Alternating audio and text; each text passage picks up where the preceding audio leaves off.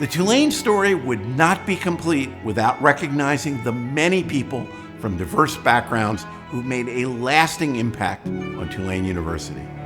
It's part of our ongoing campus-wide effort to recognize individuals who led the way to a more equitable, diverse, and inclusive community.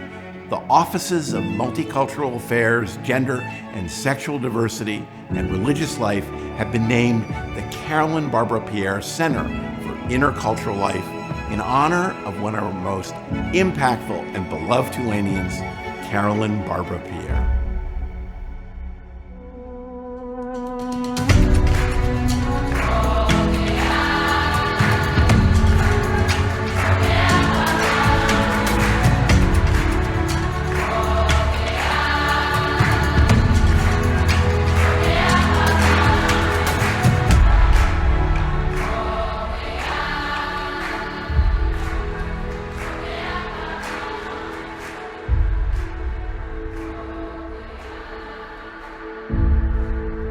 I'm Carolyn Barber-Pierre. I'm the Assistant Vice President for Student Affairs and Director of the Carolyn Barber-Pierre Center for Intercultural Life.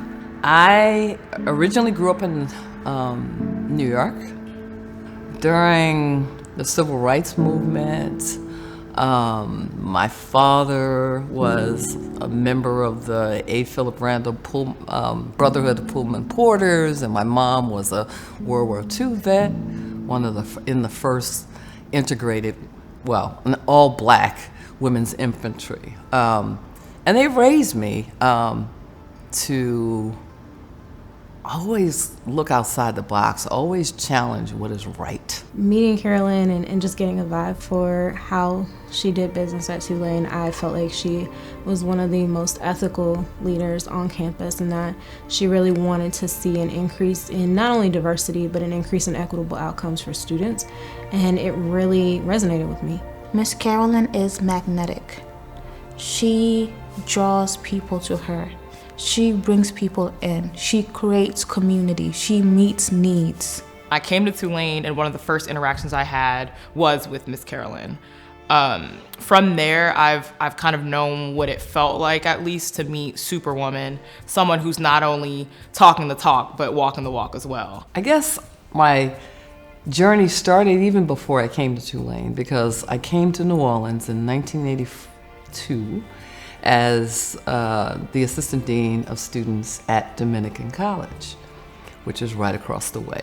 And I housed both Tulane and Loyola students in one of my residence halls. When the institution closed 2 years later, I decided to go and accept a position at Tulane as the Director of Special Services in 1984, in which I was responsible for a number of things. Minority students, and that's how they named it at the time, handicapped students, and commuting students, to develop some programming around each of those areas. After a year or so, I kept saying, we need a director for each one of these positions. This is a lot of work. My first year at Tulane, Carolyn was starting a mentorship program for undergraduate students, and she invited me as a new faculty member to come to some of the meetings so I can meet students, to think about mentorship from faculty to students and those kinds of things. And so she's been sort of the glue between a lot of things that's happened at Tulane, and also the connector between generations as well as programs. I always just think of Miss Carolyn as like the matriarch of Tulane. Like, to me, she's just such a powerful woman. She is not only such like a pillar in this Tulane community, but in the New Orleans community. Like, she is always leading a class, a dance class, a performance, here, a meeting. Like, she is never not doing something, and it's always, you can tell it, she's crafted in a way that's always something that's filling her soul, but also like is always serving her communities. And I think she's like such a possibility model in the way she does that. I wanted to make my own way. I went to a small college in Ohio, realized at a very early age, early in my college career, about what it meant to be at a predominantly white institution in rural Ohio, and how for students of color going into a very, very white environments, some of those challenges. I was originally going to go into teaching, and after a small student teaching stint, I was like, I'm not teaching high school then or anything like that. So I took a chance and came to the South, and that was 40-some years ago. So would I do it all over again? Yes. I mean, when you think about a trailblazer, that's essentially Miss Carolyn. That's just what it is. She has paved the road. She has opened doors. She went to the back door and opened it. She opened the emergency doors. She opened the windows for students.